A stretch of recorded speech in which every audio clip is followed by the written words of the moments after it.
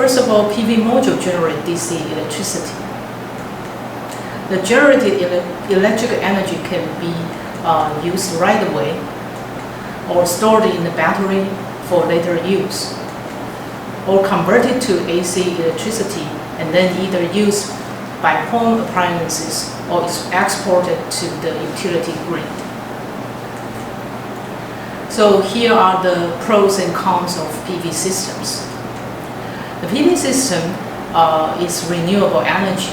It's inexhaustible. However, it depends on whether the performance can lost during a cloudy day or rainy day. It requires very little maintenance, hence its low cost.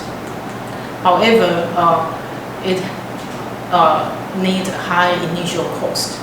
It's about $3.18 per watt.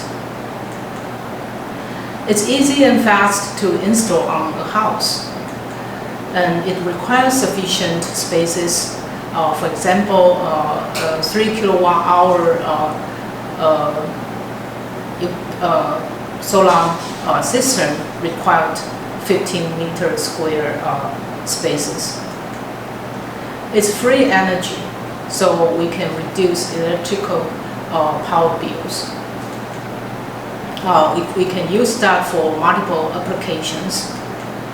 However, so far the solar modules is low in efficiency. For monocrystalline cells, the efficiency is about 15 to 20%, and for polycrystalline, the efficiency is around 13 to 16%. But it's good for the environment. It can save about 0.5 kilogram of carbon dioxide emitted into the atmosphere. So it's still worth to invest in solar systems. And in this figure shows the discrepancy between power demand and peak PV energy production. Typically, the peak PV hours are around noon, but at a household, the demand are measured in evening time or in the morning time. So it's better to have the battery storage. We can store the energy during the peak hour and use that later to save the electrical bills. So there are two types of PV system.